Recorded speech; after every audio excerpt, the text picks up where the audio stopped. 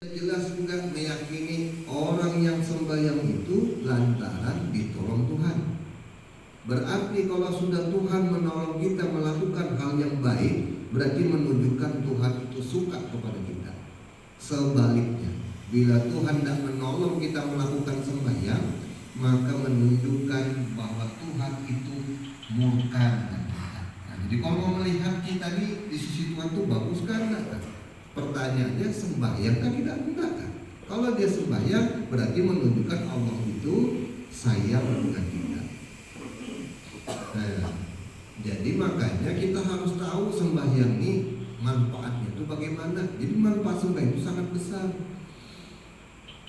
Jadi betul-betul kita perhatikan urusan sembahyang tadi. Jelas sudah Isra Mi'raj, ya kan, Nabi Muhammad SAW yang dibawa Nabi Muhammad itu sembahyang, ya kan, oleh-oleh dari Nabi Muhammad ketemu Tuhan. Apa yang dibawa Nabi buat umatnya, yaitu sembahyang. Jadi sembahyang ini jangan sekali-kali disepelekan. Nah, siapa orang yang disebut mengagungkan atau melaksanakan perintah sembahyang tadi, orang-orang yang dimuliakan Tuhan, yang disayang Tuhan, ialah orang-orang yang menseriusi ilmu-ilmu tentang sembahyang. Jadi kalau dia itu sembahyang aja tapi tanpa ilmu, tetap Tuhan itu tidak menilai sembahyangnya tadi. Bukti aku ini serius dengan perintah Allah berupa sembahyang, maka aku mempelajari ilmu-ilmunya di masa sembahyang tadi. Jadi orang ini sudah dapat mengerti begitu besar manfaat sembahyang tadi. Di Hadramaut, ya kan? Di Hadramaut itu kebingungan, ada ya orang Islam dan sembahyang. Di Hadramaut sana tuh sampai-sampai tidak percaya kalau ada di Indonesia dia beragama Islam tapi tidak sembahyang. Kalau orang Indonesia bingung melihat orang Hadramaut. Di Hadramaut tuh orang di sana tuh sembahyangnya banyak, bahkan ratusan rakaat tiap malamnya. Kita bilang, wih, tahannya kita bilang, ya kan? Rasa takjub kita melihat orang Hadramaut itu melakukan sembahyang yang banyak tadi. Tapi kalau orang Hadramautnya bingungnya di Indonesia, sampai-sampai tidak percaya ada orang yang beragama Islam tapi tidak sembahyang. Rasa tidak mungkin, mungkin tidak sembahyang di masjid, mungkin sembahyang di rumah kali. Enggak, ini orang Islam tidak sembahyang juga. Mau di rumah kan, mau di mana kan tidak sembahyang. Nah, jadi ibarat kata itu bertobatlah kita. Artinya menseriusi masalah sembahyang tadi. Karena sembahyang ini itu juga nanti yang bakal ditanya. Di akhirat itu nanti itu juga yang bakal ditanya.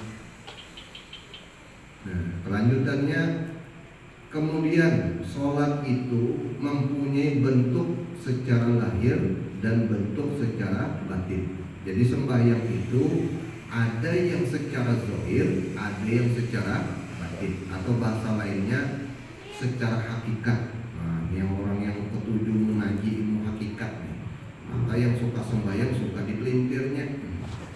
Kamu sembahyang secara zahir betul aja, cuma secara hakikat belum betul. Padahal yang berpandai ini secara zahirnya kata sembahyang.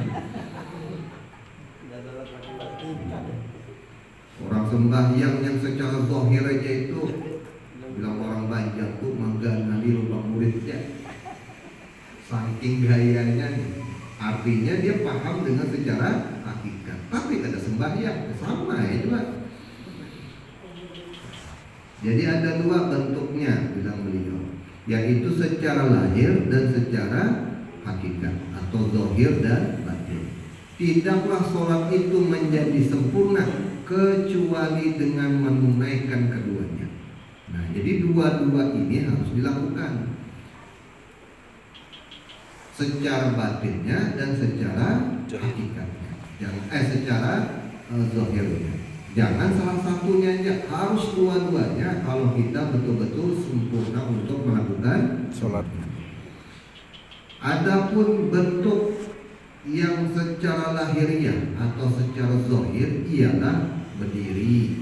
Nah, kita kita sembahyang itu berdiri. Kalau tuh yang mampu nih, nah itu secara lahiriah membaca Quran, membaca tasbih. Nah itu secara zahir namanya sujud, dan rukun-rukun sholat lainnya yang secara zahir. Inilah yang disebut dengan sholat yang secara zahir.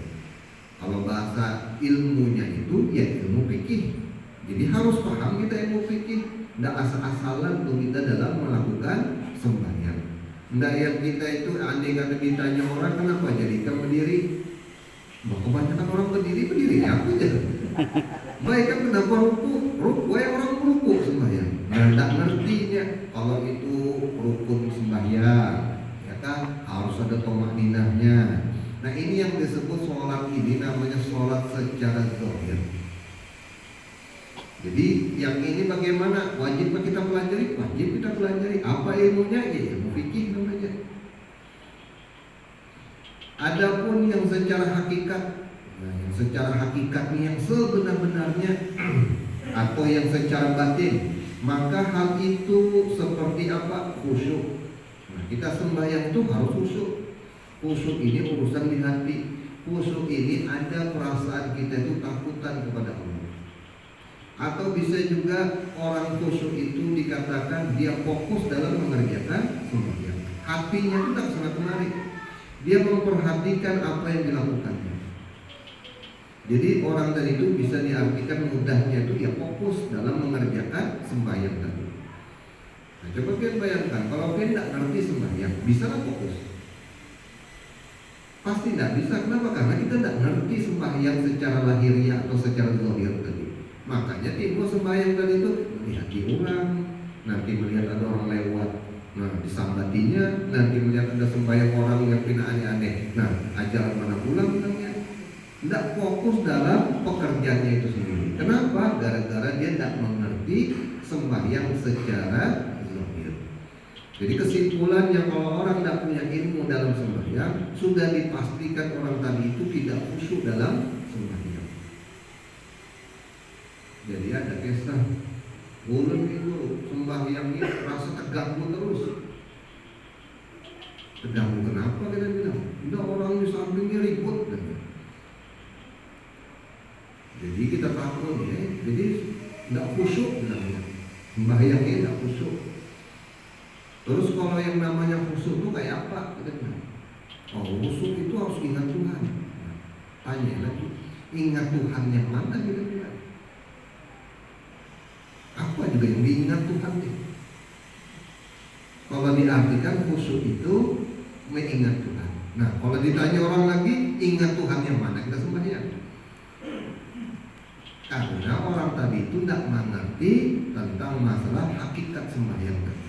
Jadi semuanya itu tertipu ya dengan perasaannya itu sendiri.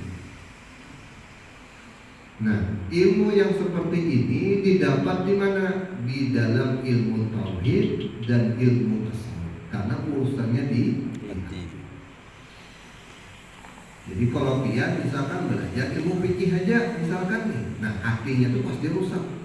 Rusaknya apa? Ya tadi sembahyang pun tidak fokus mengerjakan sembahyang tadi. Otaknya kemana, hatinya kemana, pekerjaannya kemana? Tidak sinkron dengan kita. Ada juga orang nih, tidak mau dia belajar ilmu syariat, belajar ilmu hakikat saja, mengingat Tuhan, musyahadah dengan Tuhan, muraqabah dengan Tuhan, tapi tidak ada sembahyang, nah salah jelas. Jadi harus dua-duanya kita penuhi supaya dikatakan sempurna kita punya sembahyang. Dan yang dimaksud daripada hakikat itu diantaranya lagi ialah kehadiran hati, kehuduran hati kita bahwa keadaan kita ini menghadap akan Allah Subhanahu Wa Taala. Kesempurnaan ikhlas. Nah, disuruh juga kita memperhatikan keikhlasan di dalam sembahyang tadi. Nah, coba bayangkan kalau kita tak ngerti ikhlas, kayak apa ikhlas? Ikhlas itu karena Allah Taala. Lain itu sebutan. Jadi ikhlas itu urusannya di hati. Di dalam kitab Sifat 20 semalam sudah kita belajar, atau di dalam kitab Asmaul Husna, pengertian ikhlas itu ada dua aja sebenarnya. Yang pertama, membetulkan sudut pandang kita dalam apa yang kita perbuat. Yang kedua, membetulkan harapan kita kepada siapa? Allah kah atau selain dari Allah? Jadi membetulkan sudut pandang itu bagaimana? Nah, soal sembahyang, pandangan pian waktu sembahyang benar, terpandang ini adalah gawian pian kah? Atau terpandang ini adalah pertolongan Tuhan kan? Nah, kalau kita sudah bisa mengarahkan, oh aku sembahyang ditolong Tuhan, nah itu namanya sudah menuju keikhlasan. Artinya bukan aku yang sembahyang tadi, melainkan aku ini ditolong Tuhan untuk mendirikan yang namanya sembahyang. Lalu apa harapan kita kepada Tuhan? Harapan kita kepada Tuhan itu tidak lain adalah mengharap ridhonya Allah. Tidak ada yang lain mengharap melainkan ridhonya Allah. Nah, bila dua ini kita bisa terlaksana di hati kita pada saat kita sembahyang, pada saat kita beramal, pada saat kita melakukan kebaikan, maka orang tadi itu sebutannya dari Allah Subhanahu wa taala orang yang ikhlas. Jadi bisa dipahami, jadi pengertian yang kata kalimat karena Allah Subhanahu wa taala yang di dalam niat itu biasanya lafaz niat itu lillahi ta'ala. Nah, itu terkandung dua maksud di situ, dua makna di situ, yaitu sudut pandang kita benar dan harapan kita benar. Itulah pengertian daripada keikhlasan. Nah, cuma diletaknya di hati. Cobalah kalau pian renungkan, misalkan tadi sembahyang dia berpandangan bahwa aku ini ditolong Tuhan. Maulah ada lagi pengakuan. Nggak ada lagi sudah pengakuan. Maulah ada lagi mau mamerkan ke orang lain. Aku aja ditolong Tuhan. Maulah minta nilai sama manusia. Karena dia sudah dalam melaksanakan sholat tadi yang dipandangnya itu, yang itu pertolongan. Jadi akhirnya orang sembahyang tadi itu secara tidak langsung menyaksikan akan kebaikan Tuhan. Apa kebaikan Tuhan? Ya Tuhan menolong kita nih dan melakukan yang namanya sholat.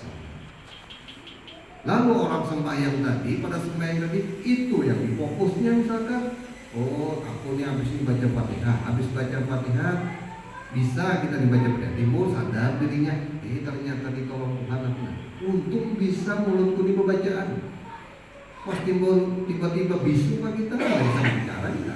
Nah berarti ini saat ini aku ditolong Tuhan untuk melafazkan yang namanya Al-Fatihah. Jadi orang tadi itu akhirnya fokus untuk pekerjaannya tadi. Lalu terarah jadinya sembahyang tadi. Secara hukum zahirnya pas juga membaca Fatihah, ya kan? Nah habis baca Fatihah, sunnah membaca surah, baca lagi surah tadi. Sadar lagi dirinya, oh ditolong Tuhan, ini aku bisa membaca. Sudah ditolong, diingatkan Tuhan pula, ya kan? Ada juga tidak ditolong Tuhan, ya lupa tuh bacaannya. Abot makmum jadinya, sambungan jadinya, imamnya lupa, makmumnya juga dari hafal. Nah, jadi kalau kita tuh betul-betul mengerti, akhirnya tuh asyik dalam sembahyang. Dan perenungan serta pemahaman makna-makna bacaan. Apalagi kita ada pengetahuan masalah itu. Dari kita baca ayat tadi itu, oh ini ayat bunyinya ini, maksudnya ini, makin tambah asyik lagi orang itu sembahyang. Iya orang bahari itu sembahyang itu jadinya lama, 2 rakaat aja lama. Nabi itu atau sahabat Nabi sebagian sembahyang Nabi sampai berapa juz dari 1 rakaat. Tahan karena asyik membaca, memahami akan makna-makna daripada isi Al-Quran. Kalau kita sembahyang berbalik justru ingin cepat-cepat.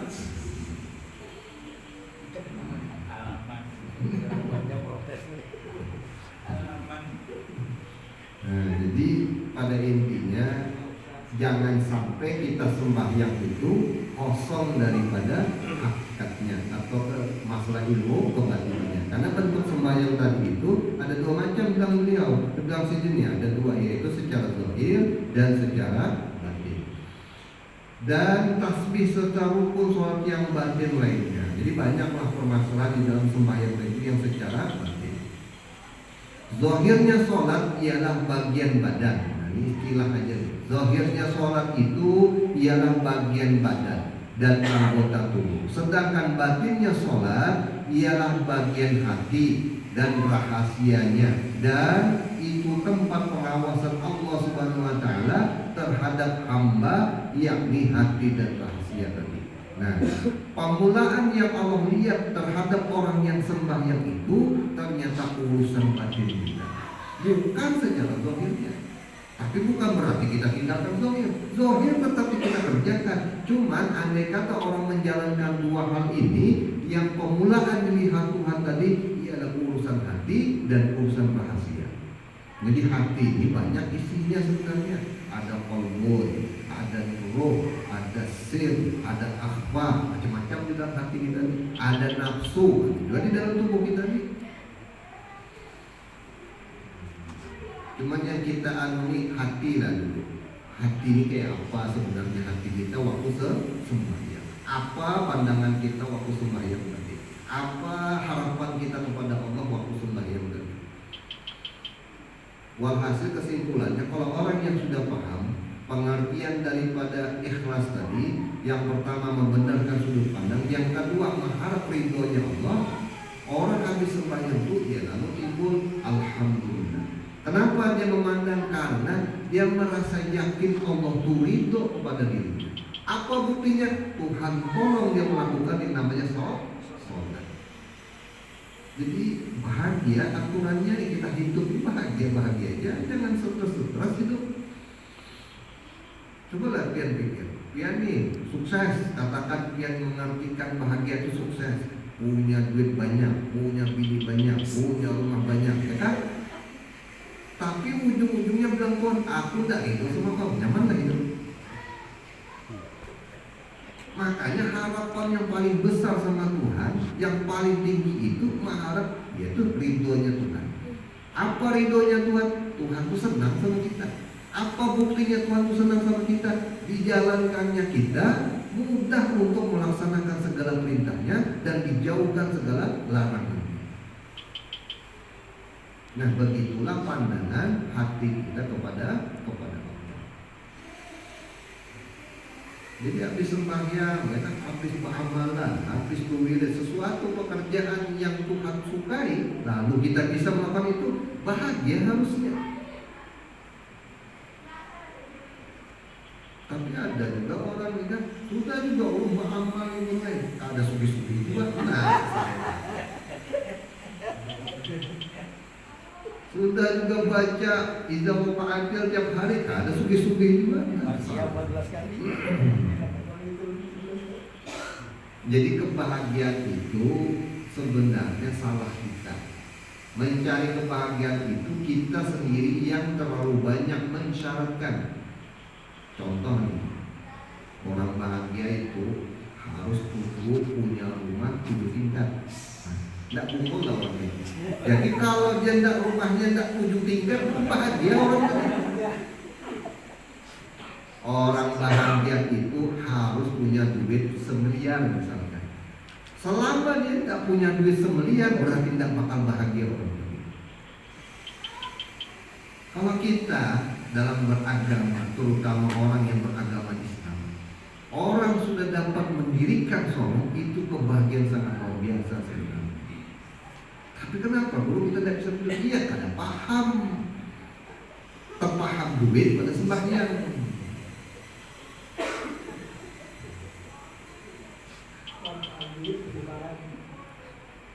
Nah, jadi perlunya kita itu menuntut ilmu supaya ngerti gitu bahwa betapa pentingnya sembahyang, bahwa betapa manfaatnya sembahyang. Bahkan bisa dikatakan sembahyang inilah yang mana membuktikan kita itu beriman atau Islam. Nah, iman Islam, pernyataan dari Tuhan, itu nikmat yang paling besar di muka bumi. Nah, mana buktinya kita ini diberikan iman sama Islam? Iya, adanya sembahyang. Makanya orang yang alim, orang yang pahamnya tahu imannya berkurang, tahu imannya itu hilang, tahu Islamnya itu berkurang. Kenapa? Karena ngerti, ilmunya itu mengerti. Kayak kita juga mengerti sama duit, begitu duit itu kurang tahu tidak? Baru bingung tuh mana duitnya nih. Tapi begitu iman berkurang, Islam nggak mengerti. Aku masih beriman kan? Ini patut ditanya ke diri kita nih. Kenapa jadi kita nggak tahu? Karena kita nggak ngerti ilmunya. Tapi begitu urusan jabatan, wah nggak naik aku nih, nggak bisa naik kayaknya nih. Kurang nyetornya umpama nih. Nah tahunya. Kenapa jadi dia ingin mau jadi jabatan tinggi? Karena mengerti bahwa bila tinggi jabatan manfaatnya banyak. Begitu duit kurang, artinya tahu dia duit punya kurang, kemana terpakainya. Karena memang makrifat betul sama duit.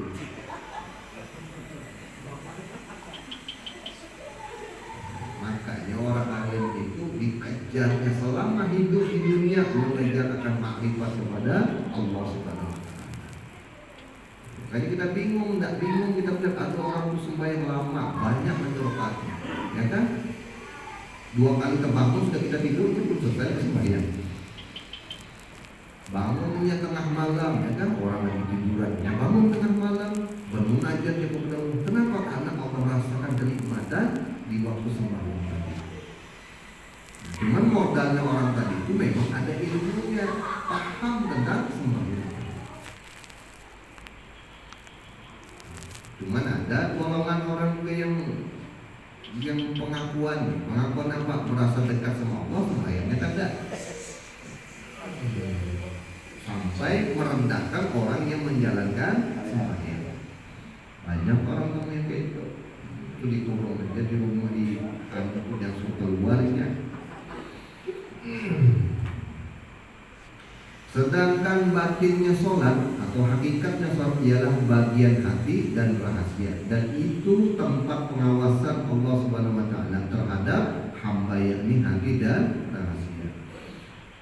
Al-Imam Al-Ghazali rahimahullah ta'ala berkata, perumpamaan orang yang mendirikan sholat yang secara zahir tetapi melalaikan secara hakikatnya atau batinnya, itu adalah seperti orang yang menghadiahkan kepada seorang raja yang agung seorang pelayan yang mati tidak bernyawa.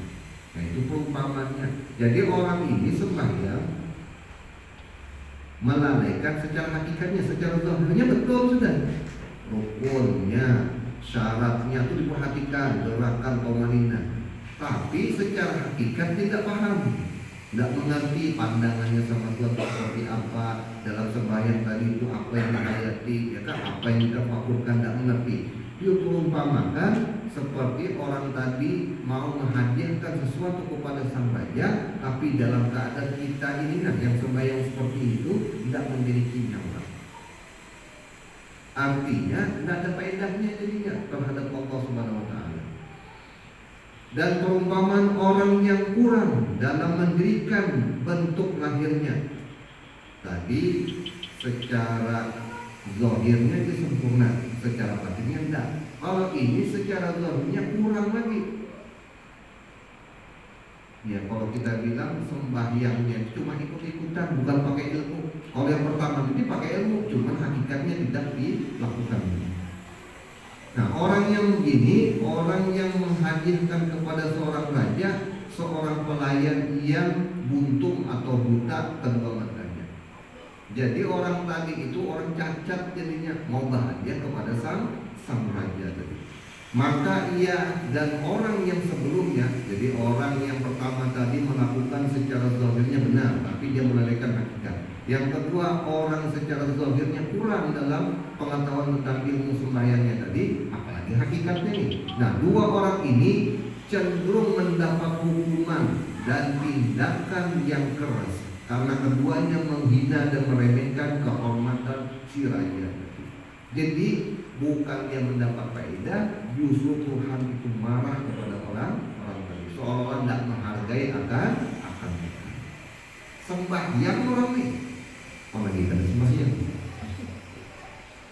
Cuman gara-gara sembahyangnya, pertama tadi sebab dia tidak mengerti ilmunya, atau yang tadi mengerti ilmunya tapi hakikatnya dia tidak memperhatikan. Ya Tuhan tuh marah ya masih. Nah, kemudian misalkan kan sembahyang kada, rasa wani-wani aja, nah kira-kira orang Tuhan masih yang sembahyang aja masih, nah aku takut lagi. Jadi makanya kita itu disuruh mendidik mulai dari kecil. Jadi mulai kecil itu mulai dari di bawah 10 tahun. Kita 10 tahun dididik, melatih. Kalau bilang orang sekampung habitnya, kebiasaannya apa? Yaitu sembahyang. Kayak apa cara melatih anak-anak kita? Kita dulu melihatkan ini kalau kita bisa sembahyang. Jangan pakai muntung aja kayak sembahyang. Kita yang sembahyang malah dimuntungi. Mau sembahyang tapi apa? Jangan sembahyang dulu apa ceritanya?